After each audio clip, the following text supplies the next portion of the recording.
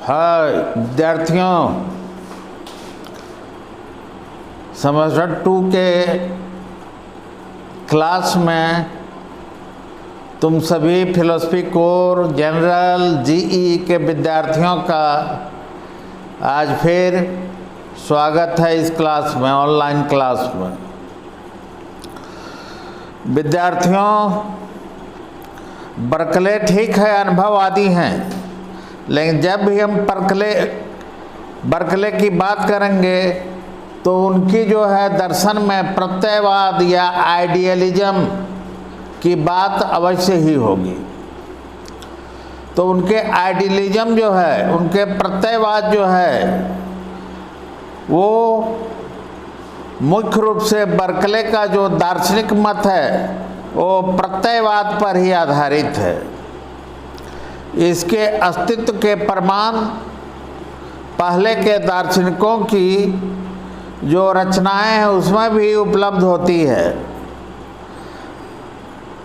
Berkeley के पहले एकदम ग्रीक दार्शनिक के युग में तुम लोग पहुंचो तो वहाँ क्या देखते हो? प्लेटो, एरिस्टोटल, वे भी एब्स्ट्रैक्ट आइडियलिज्म पर विचार करते थे, यानी अमूर्त प्रत्यय। अमूर्त प्रत्यय दर्शन शास्त्र की एक बहुत ही बड़ी समस्या है। मध्यकालीन दार्शनिकों ने अमूर्त प्रत्यय पर काफ़ी विचार किया, लेकिन बर्कले इसे भाषा का दोष मानते हैं। प्राचीन यूनानी दार्शनिक प्लेटो ने प्रत्यय को आइडिया माना, विज्ञान माना। प्लेटो विज्ञान एवं वस्तु के द्वैत को स्वीकार करते हैं। विज्ञान ही वस्तु का सार है, अतः विज्ञान नित्य, अपरिणामी तथा वस्तु का कारण है। प्लेटो कहता है कि सुंदर वस्तुओं का कारण सुंदर विज्ञान है, सुंदर आइडिया है, किंतु अरस्तु इस सिद्धांत का खंडन करते हैं। किसी वस्तु का सार उस वस्तु में ही रहेगा, अतः विज्ञान में वस्तु, जाति और व्यक्ति, सामान्य व विशेष अलग अलग नहीं हो सकते। बर्कले का अमूर्त प्रत्यय जाति या सामान्य के विचार पर आधारित है। अमूर्तीकरण की प्रक्रिया सामान्य को विशेष से अलग करती है। मनुष्यत्व कोई ऐसी वस्तु नहीं जिसका अवलोकन किया जा सके। बर्कले जड़ तत्वों की सत्ता का खंडन करने के लिए क्या करते थे? अमूर्त प्रत्ययों का खंडन उन्होंने किया था। इसी आधार पर हम जड़ सामान्य का ज्ञान प्राप्त करते हैं, अतः इसका निषेध करना आवश्यक है।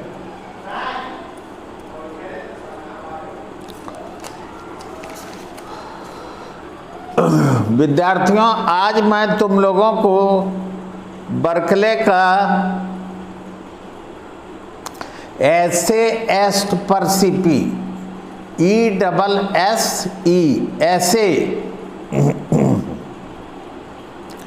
EST, एस्ट, परसिपी, PERCIPII,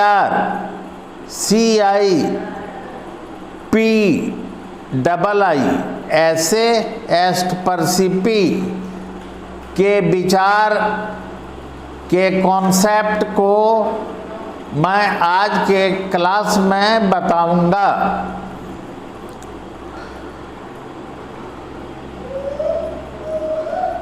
अपने दार्शनिक जीवन के शुरू में, पूर्वार्ध में, बर्कले जो हैं वो आत्मनिष्ठ प्रत्ययवादी हैं। जान लो इस बात को। प्रत्ययवाद दो प्रकार का होता है। एक होता है आत्मनिष्ठ प्रत्ययवाद, एक होता है वस्तुनिष्ठ प्रत्ययवाद। और तुम तीसरा एक निरपेक्ष प्रत्ययवाद भी कर सकते हो। मुख्य तौर पर दो प्रत्ययवाद जान लो। प्रत्ययवाद दो प्रकार का होता है, आत्मनिष्ठ प्रत्ययवाद और वस्तुनिष्ठ प्रत्ययवाद, सब्जेक्टिव आइडियलिज्म और ऑब्जेक्टिव आइडियलिज्म। तो अपने दार्शनिक जीवन के पूर्वार्ध में, शुरुआत में बर्कले आत्मनिष्ठ प्रत्ययवादी हैं। उनके अनुसार ससीम आत्मा एवं उसके प्रत्यय ही एकमात्र वास्तविक सत्ता है। विश्व के सभी पदार्थ ज्ञाता, ज्ञाता मतलब हम, ससीम आत्मा ज्ञाता पर ही निर्भर है। अतः ज्ञाता ही परम तत्व है, ज्ञाता ही अल्टीमेट ट्रूथ है, अल्टीमेट रियलिटी है। यह ज्ञाता क्या है? यही है अनुभव करता, यही है अनुभव प्राप्त करने वाला। तो अनुभव कर्ता के अभाव में वस्तुओं की कल्पना नहीं की जा सकती है, ऐसा बर्कले कहते हैं। अब तुम कहोगे ऐसे एस्ट परसीपी, ऐसे का मतलब होता है होना, तथा परसीपी यानी प्रत्यक्ष होना। तो बर्कले का कहना कि होना तथा प्रत्यक्ष होना, होना यानी ऐसे, ESSE ऐसे, और प्रत्यक्ष होना यानी परसीपी, ये दोनों एक ही है।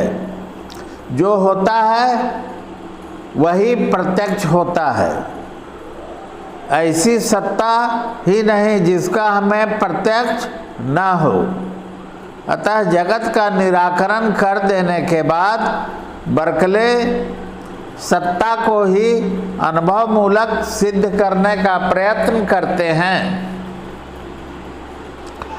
तो मेरा ये कहना है कि उनकी एक जो प्रसिद्ध उक्ति है, ऐसे एस्ट परसीपी, आज उसी का हम यहाँ पर उल्लेख कर रहे हैं।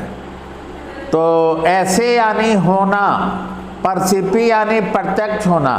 तो होना और प्रत्यक्ष होना ये दोनों एक ही है। ऐसे परसीपी को हम अंग्रेजी में कहेंगे to be is to be perceived, to be is to be perceived, PERCEIVED perceived। To be is to be perceived means ऐसे as perceive। अर्थात किसी भी वस्तु का होना अनुभव करता या प्रत्यक्ष करने वाला पर ही निर्भर है। किसी भी वस्तु का अस्तित्व अनुभवकर्ता पर निर्भर है। बर्कले ने अपनी इस प्रमुख सिद्धांत की स्थापना लॉक की समालोचना करने के बाद किया है, जो इस प्रकार है। लॉक ने भौतिक पदार्थ की सत्ता को माना और उसके दो गुणों का उल्लेख किया, दो गुणों, प्राथमिक गुण और गौण गुण। प्राथमिक गुण जो है वो वस्तुओं में पाए जाते हैं और गौण गुण ज्ञाता पर निर्भर हैं। ऐसा किसने कहा था? लॉक ने। किंतु बर्कले जो हैं वो ज्ञाता से परे भौतिक पदार्थ के अस्तित्व को नहीं मानते हैं। इसके लिए वे प्राथमिक और गौण गुण के भेद को ही मिटा देते हैं। तो इस भेद को कैसे मिटाते हैं? इसके लिए वे कुछ युक्ति देते हैं, कुछ प्रमाण देते हैं, जिसके आधार पर वो सिद्ध करते हैं कि प्राथमिक और गौण गुण दोनों अलग अलग नहीं हैं, दोनों एक ही है। प्राथमिक और गौण गुण या प्रधान और गौण गुण हमेशा साथ साथ पाए जाते हैं, ऐसा बर्कले कहते हैं। प्रधान गुण और गौण गुण को सजातीय मानते हैं। वे कहते हैं कि सभी गुण सिर्फ गौण गुण, प्राथमिक गुण जैसे विस्तार बिना गुण, बिना गौण गुण जैसे रंग के बिना नहीं हो सकता। फिर गौण गुण जो है वो ज्ञाता पर निर्भर है, अतः प्राथमिक गुण ज्ञाता या अनुभवकर्ता से अलग कैसे हो सकता है। अतः प्राथमिक और गौण गुण दोनों एक ही है। फिर लॉक ने सिर्फ गौण गुणों को सापेक्ष कहा और बोला कि ये ज्ञाता पर निर्भर है। यहाँ बर्कले कहते हैं कि प्राथमिक गुण भी सापेक्ष गुण ही है और तो ये भी ज्ञाता पर ही निर्भर है। बर्कले ने कहा कि प्राथमिक और गौण गुण दोनों ही हमारे ज्ञानेंद्रियों द्वारा जाने जाते हैं। ज्ञानेंद्रियों पर निर्भर रहने के कारण ये दोनों गुणों को अनुभवकर्ता पर ही निर्भर मानते हैं। इस प्रकार बर्कले जो हैं प्राथमिक और गौण गुण दोनों के ही भेद को समाप्त कर देते हैं, जिस पर भौतिकवाद टिका हुआ है। तो इन दोनों के भेद को मिटाकर वो भौतिकवाद की सत्ता को असत्य ठहराते हैं और ज्ञाता या अनुभवकर्ता को ही परम सत्य मानते हैं। लॉक ने कहा था कि भौतिक पदार्थ ज्ञात गुणों का अज्ञात अधिष्ठान है। यहाँ बर्कले कहते हैं कि अनुभव हमें सिर्फ किसका होता है, गुणों का होता है। गुणों में भी अलग अलग गुण नहीं, ये प्राथमिक गुण ये गौण गुण नहीं, मात्र एक ही गुण गौण गुण, क्योंकि वो प्राथमिक और गौण गुण को भी दोनों को गौण गुण के ही अंतर्गत रखते हैं। अनुभव हमें सिर्फ गुणों का होता है। गुणों के अधिष्ठान के रूप में किसी वस्तु का हमें अनुभव नहीं होता। अतः भौतिक पदार्थ का ज्ञाता से स्वतंत्र कोई अस्तित्व नहीं है। उदाहरण के लिए यदि कोई पूछे चीनी किस तरह ज्ञाता पर निर्भर है, तो इसका उत्तर है हम लोग चीनी को जो भौतिक पदार्थ है उसे हम लोग नहीं जानते हैं, हम लोग सिर्फ उसके प्रत्यय को जानते हैं जो ज्ञाता पर निर्भर है। जैसे हम सिर्फ चीनी के उजलेपन, उसकी मिठास, उसके रूखापन, उसका सुगंध, उसका चकोरपन, इन प्रत्ययों से अलग चीनी को हम नहीं जानते और चीनी का कोई अस्तित्व भी इन प्रत्ययों से अलग नहीं है। प्रश्न उठता है कि ये प्रत्यय किसकी संपत्ति है? बर्कले का उत्तर है निश्चित है ये ज्ञाता की संपत्ति है, अनुभवकर्ता की संपत्ति है। अतः चीनी मात्र क्या है? प्रत्ययों का समूह है। यही बात अन्य वस्तुओं के साथ भी है। चीनी तो यहाँ मैंने एक उदाहरण के रूप में प्रस्तुत किया, यानी जितनी भी वस्तुएं हैं, किसी भी वस्तु का हमें प्रत्यक्ष ज्ञान नहीं होता है। हमें उसके गुणों के आधार पर उसके मात्र प्रत्ययों का ही अनुभव, प्रत्ययों का ही प्रत्यक्षीकरण होता है। तो प्रश्न है ये प्रत्यय कहाँ से उत्पन्न होते हैं? यदि हम यह मान भी लें कि भौतिक पदार्थ का न तो हमें प्रत्यक्ष अनुभव होता है और न उसका अनुमान होता है, तब प्रत्ययों की उत्पत्ति कैसे हुई? प्रत्ययों की उत्पत्ति हम किस रूप में मानेंगे? तो बर्कले का जवाब स्पष्ट है कि सक्रिय को सक्रिय ही उत्पन्न करता है। मन यानी ज्ञाता क्या है? वो सक्रिय है। अतः मन ही प्रत्ययों का कारण है। मन स्वयं प्रत्यय नहीं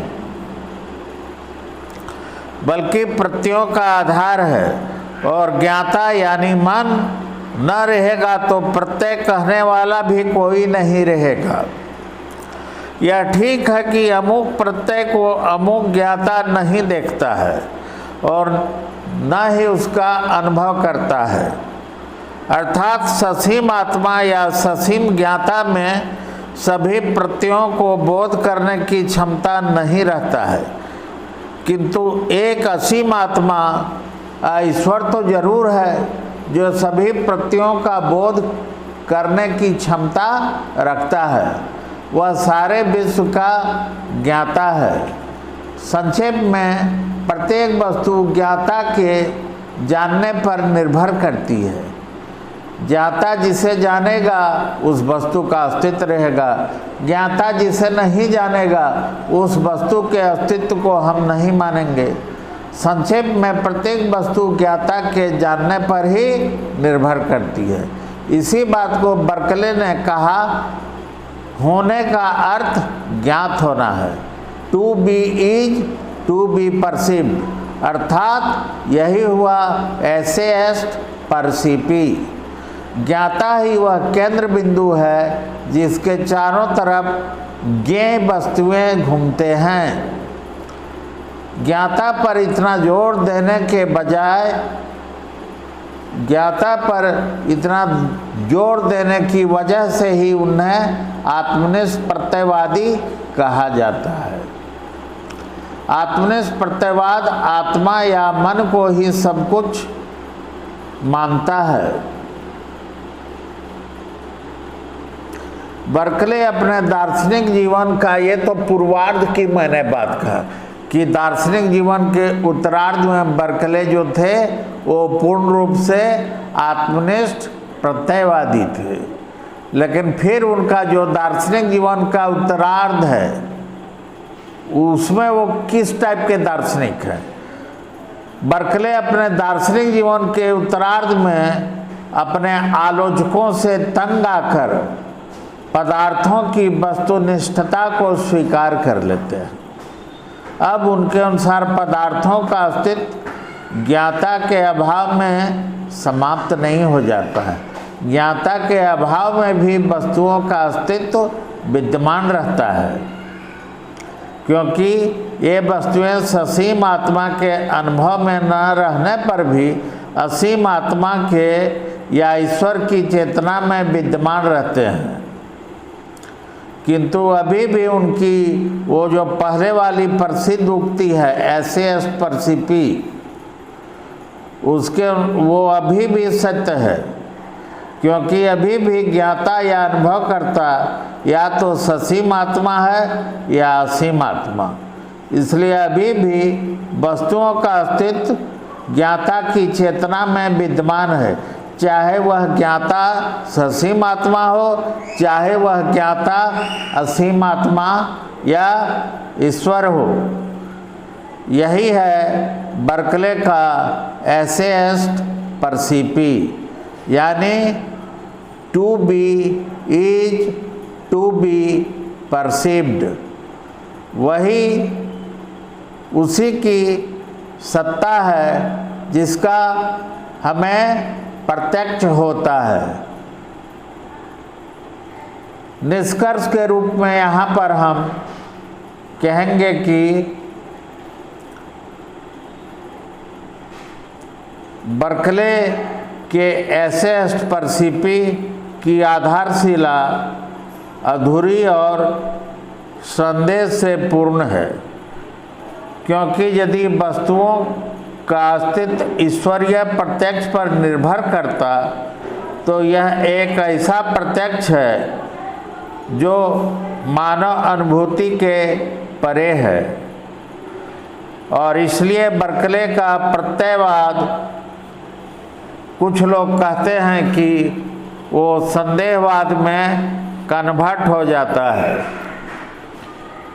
तो विद्यार्थियों, यहाँ पर जो है आज जो दूसरा क्लास मैंने लिया उसमें हमने देखा कि बर्कले ने शुरू में वो आत्मनिष्ठ प्रत्ययवादी थे, एक सब्जेक्टिव आइडियलिस्ट थे, लेकिन अपने दार्शनिक जीवन के उत्तरार्ध में वो क्या हो गए, ऑब्जेक्टिव आइडियलिस्ट यानी निरपेक्ष या वस्तुनिष्ठ प्रत्ययवादी। तो आज मैंने बर्कले के क्लास को ख़त्म कर दिया। बर्कले में तुम लोगों को ये उनके दो विचारों को जानना था। ये दोनों विचारों से तुम लोगों को मैंने अवगत करा दिया। तो अगला जो क्लास होगा वो ह्यूम का संदेहवाद होगा। तो अनुभववाद के अंतर्गत अभी तक तुम लोगों को मैंने जॉन लॉक, उसके बाद बर्कले, उसके बाद ह्यूम बचा है डेविड ह्यूम वो, और अंत में कांट होगा, इमानुएल कांट। इमानुएल कांट क्या है? वो बुद्धिवाद।